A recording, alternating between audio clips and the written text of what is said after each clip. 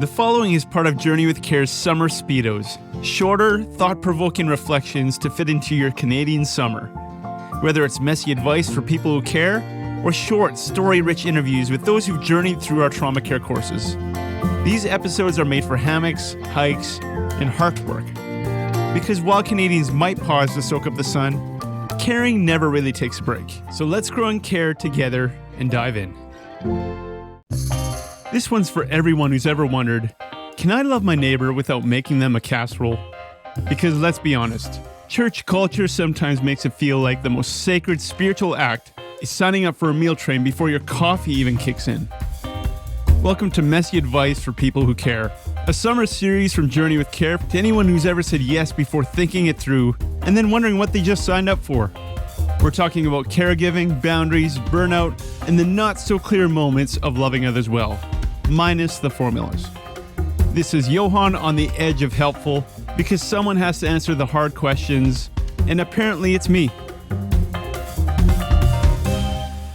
We've all felt the weight of care, whether it's in ministry, family, work, or just trying to be a decent human being. And sometimes that weight turns into something we were never meant to carry. Today's question gets right into the heart of that tension. How do I show up for others without always feeling like I'm responsible for fixing everything? Now that's a big one, and honestly, a lot of us are asking the same thing. According to Stats Canada, nearly 1 in 4 Canadians, that's around 8 million people, provided some form of unpaid caregiving. And more than half of them reported feeling tired, anxious, or overwhelmed by it.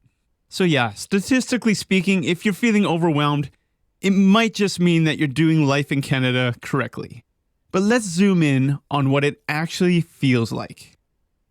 Now, my first piece of advice would be delete the phrase, "Just let me know if you need anything," from your vocabulary. It's vague, passive, and emotionally loaded. And if you do let them know, you're probably going to panic. Picture this. You're in the church lobby after service. Someone shares that they're having a hard week. You nod, smile, and suddenly feel that pressure building. Should I offer help? Should I bring a meal? Should I be doing more? That moment, that's compassion, spiked with panic and seasoned with a little savior complex. We've all felt it. It's the quiet assumption that love equals action equals fixing equals exhaustion. But does it? Let's get biblical, biblical. This brought me back to Mark 1. Jesus had been healing the sick, casting out demons, meeting real urgent needs. And the crowds are still pressing in.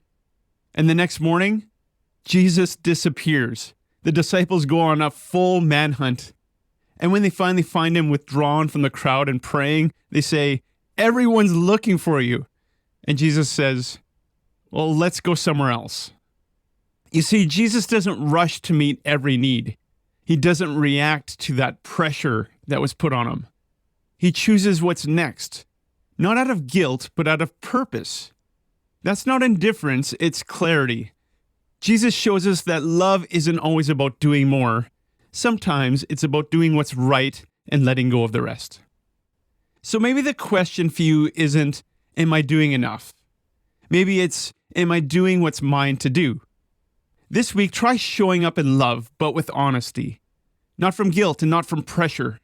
And if that sounds impossible, maybe that's where the Spirit meets us, in the pause between urgency and obligation. Love becomes more sustainable when it's guided by purpose, not pressure. And hey, if that hits close to home, you're not alone. These aren't just questions that we ask on the mic. They're the kind that live in the background of a lot of care-filled lives. And if you want to join the conversation, come join us on the CareImpact podcast group on Facebook. Until next time, keep loving, keep laughing, and set the casserole down, unless it's already in the oven, in which case, bless you. And remember to stay curious.